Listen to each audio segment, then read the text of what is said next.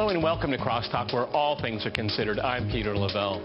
Is the UK in crisis after a series of deadly terrorist attacks, a hung parliament, and the horrific human tragedy of the Grenfell Tower, as well as the burning issue of Brexit?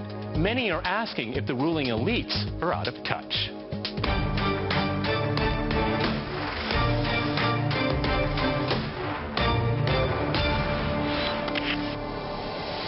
Crosstalk in the UK, I'm joined by my guest, Steve Keen in London. He is a professor of economics at Kingston University, London, as well as the economic advisor to Asymmetric Return Capital. Also in London, we have Marcus Papadopoulos. He is the editor of Politics First magazine. And in Salford, we cross to Stephen Fielding. He is a professor of political history at the University of Nottingham. All right, gentlemen, Crosstalk rules in effect. That means you can jump in anytime you want, and I always appreciate it. Steve, let me go to you first in London. I pose a very simple question at the top of this program. Is the UK in crisis? And maybe explain why. Go ahead. I think it is in crisis because what's really, we're at a turning point where the UK was where neoliberalism was born. Maggie Thatcher and her little handbag carrying around a copy of Hayek's Freedom book really set the tone, and that was advertising this is going to be a tough new world where tough love is going to be the rule. And the basic perspective, I think, was always that it's a bit like castor oil used to be regarded. It tastes bad, but it's good for you, and when you grow up you'll appreciate it. Well, they've had 30 years of this now. It tasted bad. Its effect has been bad. You can no longer say this is what will happen when we apply it. They're now living what has happened through applying neoliberalism, and it hasn't been successful. The UK has gone backwards in its national comparisons, reduced its manufacturing sector, and now the public has really said they've had enough and they're going in the opposite direction because they've finally been presented with somebody who's willing to offer that opposite direction. And that is? Jeremy Corbyn. Okay, we'll get back to him. Marcus, same question here, but maybe if I can add to it here, there seems to be a crisis of leadership here. We have the parliamentary election outcome, but we still have the same leadership, and there doesn't seem to be any introspection why the Tories underperformed the way they did. Kind of reminds me of the Democrats in America. Go ahead, Marcus. Well, first of all, Britain is being plagued by numerous crises. Theresa May, while she's an incredibly hard-working person, she's an incredibly shy person. She's incredibly awkward. She's incredibly uncomfortable with ordinary people. And that is simply not good enough if she wants to be Prime Minister. And there are numerous ills plaguing Britain, politically, economically, and in terms of security. We have a Conservative Party which has been running the country since 2010 and puts its interests before the country, hence why the Conservatives held the EU referendum, hence why they called the snap general election, and hence why they are trying to form an agreement with the DUP in Northern Ireland, which could jeopardise the peace process there. And then we have the terrible situation of how there are 7 million British people living in poverty, 4 million of which are children. We have over 1 million people in Britain dependent on food banks, and then we have the severe challenge to British national security from within, which stems partly from there being a very serious problem within the Muslim community in the UK, but that problem in the Muslim community in the UK is fuelled by UK foreign policy, fuelled by how Britain has a very close relationship with Saudi Arabia, which is the leading exporter of extremism to the world and terrorism, Wahhabism, and also because of how the British government is supporting the numerous Islamist Wahhabist terrorist groups in Syria. And let's not forget, Peter, the recent terrorist attacks in Britain, Westminster, Manchester, London Bridge, Borough Market, the root of that was Wahhabism. And how does the British government respond? They simply keep on allowing Saudi Arabia to establish Wahhabi mosques in Britain and to establish Wahhabi schools, which are promoting hatred and promoting death to anyone that does not follow Islam. That is an intolerable situation to be in. I agree with you. Stephen, let me go to you, because you would think about, when it comes to security, that the current Prime Minister, she was the former Home Secretary. She should know the situation better than anyone else in the country. And I have to say, at least an outsider looking in, she looks helpless and hapless. Go ahead, Stephen. Well, as has already been said, Theresa May has proven to be an appalling political leader. During the election campaign, she was claiming right at the start she was strong and stable, and she called on the British electorate to vote for her on that basis to take Britain through the Brexit negotiations. And of course that all fell apart, largely due to her own incompetent handling of her manifesto, which worried a lot of people about the dementia tax, and actually reinforced many concerns people had about austerity. And during that campaign, there were, of course, some terrorist incidents to which she did not really respond in a particularly comforting leadership kind of a way. People want to be reassured at moments such as that. But the problem with terror, if that's one of the elements of this British crisis, and I must admit, I do kind of dispute that term as a general description of what's going on. The terror incidents that have occurred since Westminster Bridge up to the present day, in fact, there are two different elements. There's the kind of lone wolf, the person who is clearly somewhat disturbed with a van, and I'm not quite sure what security services can do about individuals such as that. But also there are the other two incidents in Manchester and in London that did clearly seem to be part of a network. And unfortunately, however much the security services attempt to counteract some of those plots, like the IRA said, and Britain has been through this before, like the IRA said in the 70s and 80s, they only need to succeed once, and the security services have to succeed all the time. And unfortunately, they did not succeed on these two occasions. Okay, but Steve, go ahead, jump. One of the big falling points in the campaign was when May, of course, was Home Secretary for the last 5 years. She oversaw the austerity-driven program, which actually cut back the number of community police dramatically. I think about 20,000 less police than there were 5 years ago, and one of them, there was this famous video where the winner of the Community Policeman of the Year award in 2010 berated May for the damage of taking away the community policing, saying we can no longer be preemptive, we can no longer find out who is likely to do something like this, there will be a terrorist attack. And of course there she was being shown on TV during the campaign saying, you're scaremongering.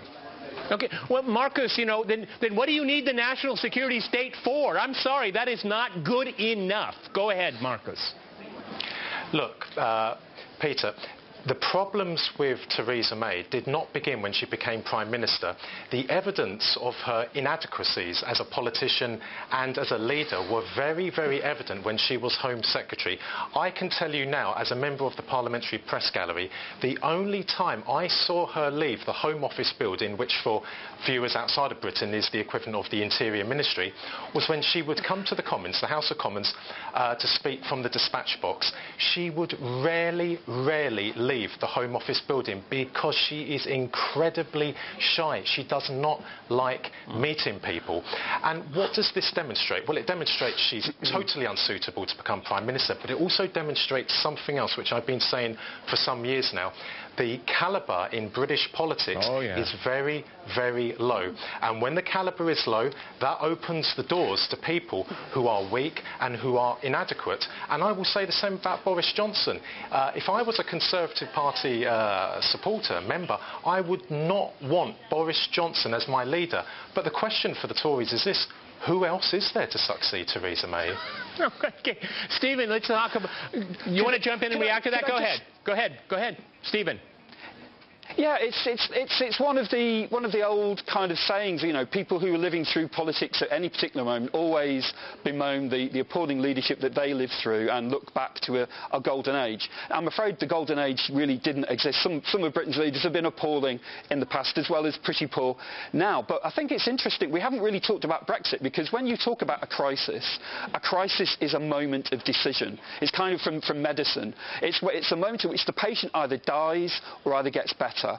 And Britain has been living through a kind of crisis ever since the British people, 48 to 52, decided to leave the EU. And this week, the recent times, Britain has started the Brexit negotiations. And we don't know how those are going to end. And so we've got a febrile kind of political state at the moment. This is a kind of a political crisis, but also interlocks certain economic concerns, because we don't know what the economic consequences of Brexit will be. And the real political element of the crisis is that Theresa May wanted to get a majority and she found herself with a minority, but that Brexit goes through both the two main parties. The Conservatives are divided over what they should do about Brexit, and the Labour Party is divided about what it should do about Brexit. So it's not so much about the individuals concerned. There's a structural problem with political leadership at the moment in regard to Brexit, the most important subject that Britain has confronted in many, many generations. That's a really good point. Steve, if I could go to you in London again. Yeah. Given this important moment here, is the current Prime Minister competent to deal with what the British electorate wanted? A hard Brexit, or is it going to be just this wishy-washy stuff from both parties? Go ahead, Steve. Oh, absolutely not. I mean, what you need, and this has been shown by Yanis Varoufakis' experience with being in the team negotiating for Greece against the European Union, they play hardball. The financial ministers of the European Union wanted to make an example of Greece, and that's exactly what they did. They behaved in a very coordinated way. They intimidated and bullied all the way through. And it showed you need somebody who's got the capacity to say no. Now, Theresa May has got the capacity to say whatever her public relations person said she should say at the time, which of course failed abjectly during the campaign. Jeremy Corbyn has a reputation of crossing the floor and voting against his own party, I think on 600 occasions, roughly, when he was in Parliament. And you need somebody like that leading it who's capable to say to somebody like Schäuble, no, I'm not going to agree to that until we work out doing all these negotiations in parallel. We're not going to do it. So I think this is a case where the only person who's got the leadership capacity is Jeremy Corbyn. I have to go to a hard break, and after that hard break, we'll continue our discussion on what's happening in the UK. Stay with our team. Welcome back to Crosstalk, where all things are considered. I'm Peter Lavelle. To remind you, we're discussing what's happening in the UK.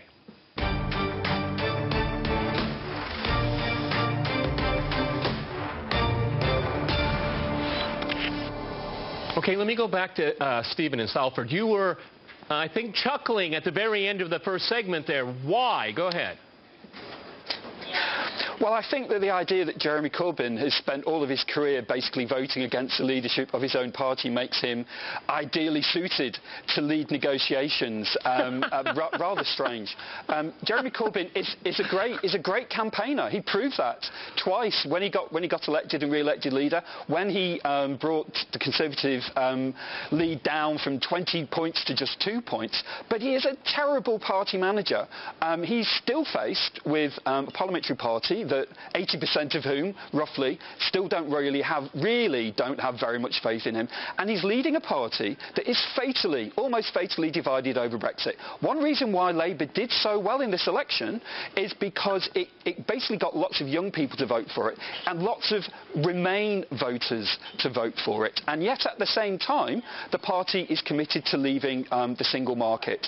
So there's a fatal contradiction within the Labour Party on that matter. It has to resolve it and does not wish to at this moment in time. The reason why the Conservatives are in trouble is because they've also got similar contradictions. Okay, I want to go to Marcus. Let me go to Marcus, okay, and you can jump in later, Steve. Go ahead, Marcus. You want to react? I mean, I expected to have a long talk about Brexit here, and I know your position on it. Where do you fit between our two, Steve and Stephen? Go ahead. No, I disagree with a lot of what was just said about Jeremy Corbyn. I've known Jeremy for some years now, and I am full of admiration for the man. He has never changed his positions. He will not compromise his principles. That man was elected at the June 1983 general election. The first time he sat on the front bench in the House of Commons was after he became leader in September 2015. Why was that? Because he would not change his views to be in line with the Labour leadership. That says a great thing about this man. And also, he is as tough as steel. He's as tough as steel. In the 2 years of his leadership, he has withstood a terrible, disgusting personal attack from right-wing mainstream media, naturally from the Conservative Party, and from the Blairites and the Brownites from within the Parliamentary Labour Party. And you know what? Jeremy is still standing, and he is standing tall today. And let me tell you something about Brexit as well. Jeremy has said Britain is leaving the European Union. No question about it. But he has said that the agreement that Britain reaches with the EU must be in the interests of UK industry, must be in the interests of the UK economy. It is simply unacceptable for the Conservatives to approach the negotiations with Brussels with a jingoistic attitude, because that's what many of them, that's why many of them dislike the EU. It's a matter of jingoism. And people like Boris Johnson and Liam Fox, these people are millionaires. They don't care if it doesn't work for the UK economy. But Jeremy, if he becomes Prime Minister, either the next general election or if the agreement with the DUP doesn't work out for the Tories, Jeremy will be a very, very tough negotiator, and he will ensure the best deal for the British economy. The amount of Chinese, Indian and Japanese diplomats who tell me that Britain is a bridge for them to re-export their goods into Europe without paying tariffs. And they say if that bridge isn't there anymore, what is the point of there being Japanese factories, for example, in the north of England? They will simply relocate them to Europe. That is something that Jeremy understands. That is something, quite frankly, the Tories do not understand, and they don't care about. And Theresa May is pandering to the hard right of her party against the interests of Britain. Okay, Steve, explain something to me and our international audience here. You know, we have this leader of Labour and espousing ideas that a lot of people thought, well, that was like 30 years ago and it didn't work, and that's what people rejected with the rise of like Margaret Thatcher. I mean, is it millennial? The millennials are saying this here? I mean, you know, it's a mantra in the mainstream media that, you know, this is socialism, it doesn't work, and, you know, and you hear this over and over again. And I read the manifesto. I was really quite surprised, and I was really quite surprised by how much people took an interest in this guy that has been around for a long time. He used to come on RT all the time on a regular basis, just one MP from London here. Steve, explain it to us. What is it? In London, explain it how this phenomenon works, because it does. Go ahead. The reason that neoliberalism appeared to work, and I've explained this in my new book, Can We Avoid Another Financial Crisis, is that what Maggie Thatcher unleashed was the financial sector, not the manufacturing sector of Britain. And from when she was in office until when the crisis occurred in 2010, of course with Blair being part of that as well, the level of private debt in Britain rose from 55% of GDP to 195% of GDP. Now, it was that incredible increase in finance and credit that gave you what looked like a successful economy for the whole period, but it was based on just selling more and more private debt. When the steam ran out of that in 2010, the wheels fell off what was left of the British economy. Now, at the beginning of that whole thing, Jeremy was a sceptic because he was critical of the finance sector. At the end of it, he's a sceptic because he's critical of the finance sector. He was right in the beginning. It was only because of the growth in debt that the system appeared to work for that period of time. So it isn't a case he's arguing for socialism in the classic old Soviet central planning sense. He's arguing for democratic socialism, which means focusing upon the needs of the people in terms of making sure that there's not a growth of poverty, that the wealth is both created and distributed. That's been completely ignored by the Tories. They're now reaping the whirlwind of that. So Jeremy Corbyn was correct but overwhelmed by credit. Now he's correct and credit is not there anymore. Okay, Marcus, you know, one of the things when I look at the new Labour, I suppose, is I wouldn't say it's left and right. I think that continuum is really in the past here. What I see him doing is, galvanizing people. Participation is what he is really calling for, and people are reacting to it. I think that's really quite interesting, because you see the phenomenon, if you agree or disagree. You know, Trump did galvanize a base to act, okay? If you agree or disagree with him, he did promote a democratic process, I think, that I think the elites take for granted. Go ahead, Marcus. Well, I mean, there's you can't make any comparison between Donald Trump and Jeremy Corbyn. Sorry. But look, people in Britain are drawn to Jeremy for a number of reasons. On a personal level, he is a very honest, decent, compassionate human being. He is very approachable. There is no pretense with him whatsoever, unlike what we saw from Thatcher and Tony Blair and David Cameron and, of course, Theresa May. And Jeremy has no problem whatsoever in meeting ordinary people up and down the country. But also, people are drawn to him because of his politics. For example, renationalising the trains, renationalising energy, renationalising water, renationalising Royal Mail. Do you know, Peter, so many ordinary British families are struggling every single day because of these dreadful costs in, for example, the train fares and when it comes to gas. You know, old people in Britain, Peter, are terrified in the autumn and winter months to turn on their central heating system out of fear they won't be able to pay the bill. Many of them become ill, they go into hospital, some of them actually die.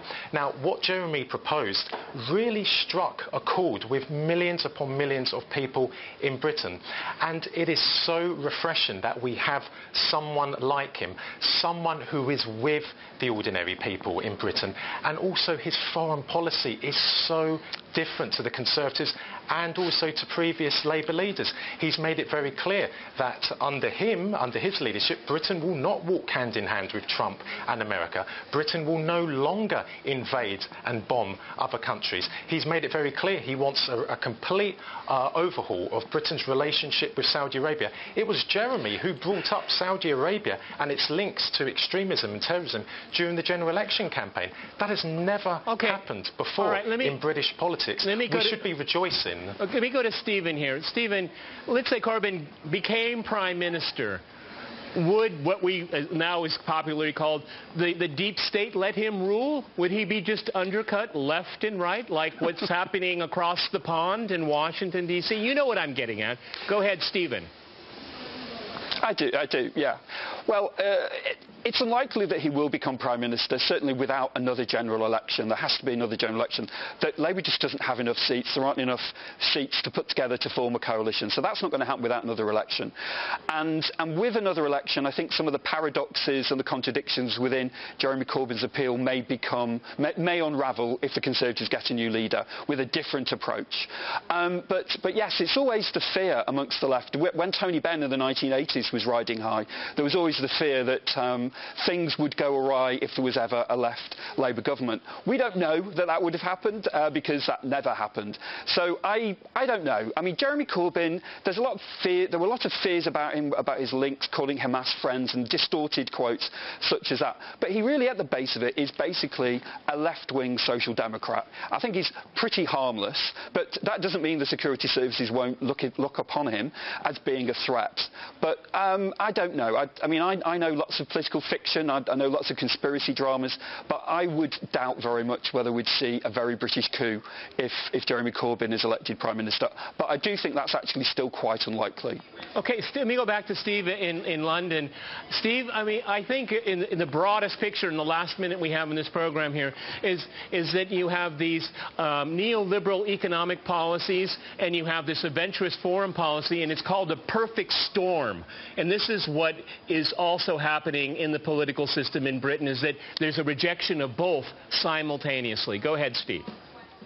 I agree, and this is also, remember the reason that we are talking about Brexit is because the ordo-liberal philosophy that really shaped the European Union has been a failure. Otherwise we wouldn't be trying to leave that particular institution. Neoliberalism here has been a failure, and I think there's a realisation inside that so-called deep state that a lot of the policies which have been followed have failed, and they themselves, I think, are looking for something as an alternative. Certainly that's what I know inside the Bank of England and the Treasury. So the opposition that Trump is facing time for actually breaking the rule of law. I don't think Corbyn will necessarily face that in the UK. Gentlemen, I have to jump in here. We've run out of time. I'm very happy that UK politics are interesting again. Many thanks to my guests in London and Salford, and thanks to our viewers for watching us here at RT. See you next time.